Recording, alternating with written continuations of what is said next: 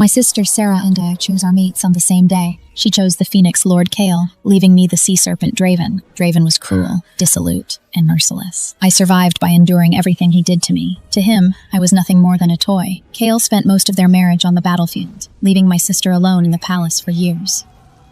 She cried, raged, and spent her days in tears. Years later, Draven awakened the dragon bloodline and claimed the throne. Through it all, I was the one by his side, so he took me with him. Sarah went mad. She stabbed me through the heart, then pulled me off the palace tower. When I opened my eyes again, my sister and I were back on the day we chose our mates. This time, she seized the sea serpent first and shoved me toward the Phoenix Lord.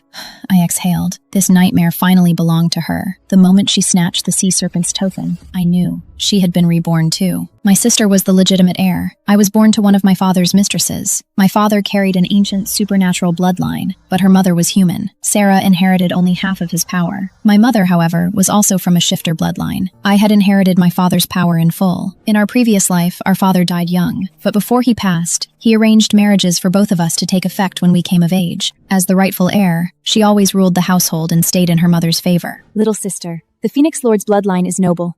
A girl of your standing could never catch his eye.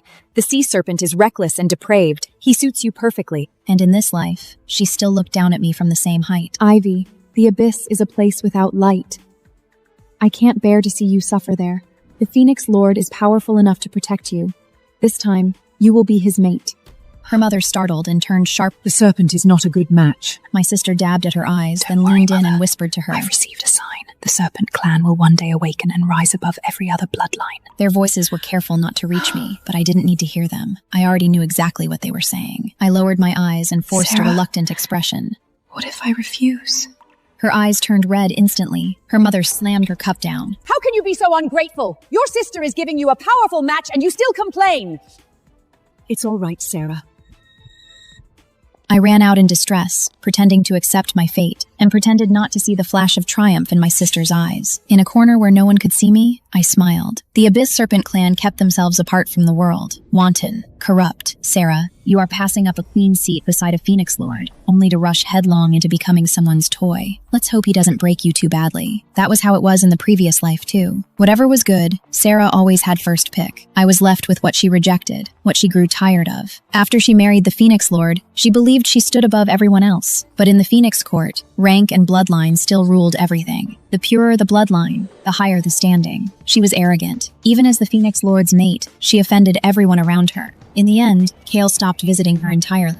He returned to the battlefield and never shared a single night with her again. My sister, humiliated and furious, tried to break the mate bond with Cael. She threatened her own, wept, screamed, made herself unbearable, until he finally had her confined to the palace. Meanwhile, I entered the Abyss. Years later, the sea serpent awakened his dragon bloodline and rose as the Dragon King. He took me as his queen. When Sarah learned that the man she had once discarded had become the Dragon King, and that he loved me to his very core, she lost her all to jealousy. She and her mother killed me together.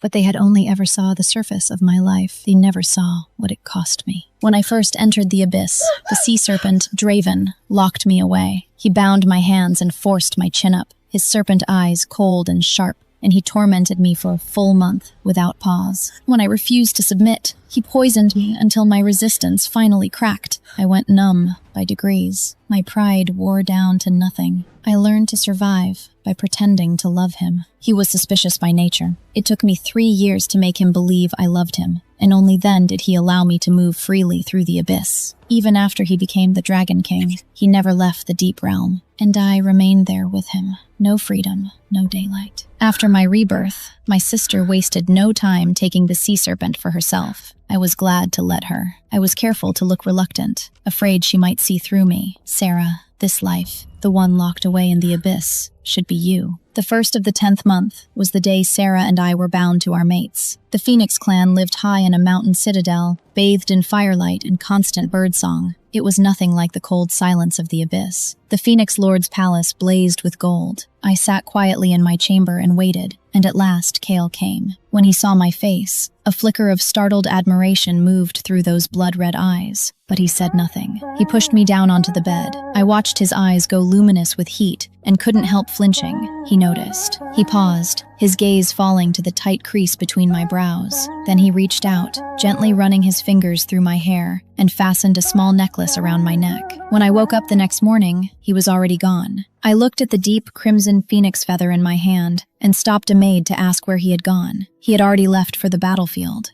My lady, you should begin your formal visits to the former royal women. I saw the sympathy in the maid's eyes as she said it. The former queen was Cael's stepmother. The Phoenix clan carried an old tradition, by which a son could take his father's wives as his own after the father's death. When the old Phoenix Lord died and Cael took the throne, the former queen had assumed she would marry Cael and keep her rank. Instead, Cael simply arranged separate quarters for her and the other women of the old king's court, refusing to take any of them as his mate. None of these women were to be taken lightly. They tore at each other constantly, and now I had arrived as Cael's chosen mate, which meant I had stepped directly into their hostility. I went first to the chambers of the Hare clan matriarch. The Hare clan was a weak vassal clan, surviving for generations by surrendering early in conflicts and offering tribute brides in exchange for protection. When I entered, she was already seated in the place of honor, waiting for me to show respect. I poured the wine carefully and set the glass before her. She took a sip and erupted.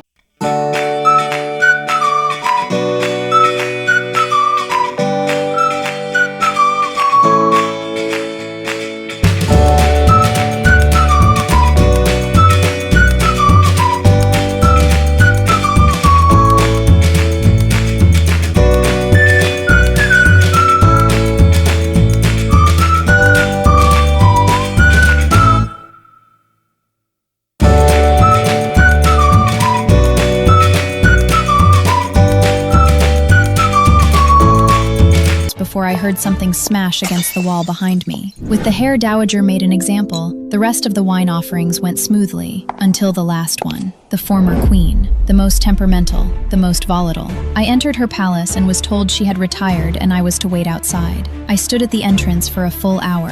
The former queen still had not summoned me in.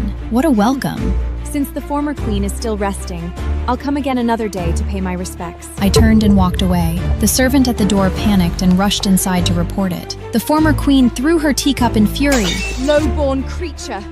And she dares play games in front of me! I paid it no mind, squinting in the sun and savoring a kind of freedom I had never once had in my previous life. But the peaceful days didn't last long. Cael returned from the front. The moment Cael returned, he had already heard about what I did during the formal visits. I'm told you threatened the Hare clan matriarch? Something curious moved in his eyes. When Cael returned, both the Hare matriarch and the former queen had already gone to him with their complaints. What threat? He paused at my innocent expression. My lord, you mean when I visited Lady Hare and mentioned that her clan has been using the Phoenix clan's name to cause trouble outside the territory? I kept my gaze tilted up at him. I knew what that particular look did. The word, my lord, had barely left my lips before something deepened in Cael's eyes, because last night I had been calling him that all night long, but he was clearly more interested in what I'd actually said. He caught the point with precision. Members of the Hare clan have been using the Phoenix clan's name to cause trouble? If my lord doesn't believe me, you're welcome to look into it and see whether I've lied. He studied me for a long moment, then spoke. You did well. The Phoenix clan will be hosting the Grand Convate soon. All the clan lords have been invited. Seek out the former queen and the Dowager ladies. Spend time with them and learn what you must. If they give you trouble, handle it as you see fit. If anything goes wrong, I'll answer for it. When Cael said that, I knew my first step had succeeded. Even after the wedding night, even after I became his queen, he had never actually intended to let me manage the Phoenix clan's affairs. He had left the very next morning. As the ruler of his clan, Cael cared far more about the Phoenix clan's reputation, and what I said had shown him what I was capable of. And I needed power firmly in my own hands, so that no one could ever make me suffer again. The queen puts on quite a performance of dignity. You haven't even served me wine yet, and you're already looking to take over organizing the Grand Convate? The Convate is the Phoenix clan's gathering once a century. What claim do you have to host it, girl of your standing? The former queen smiled coldly.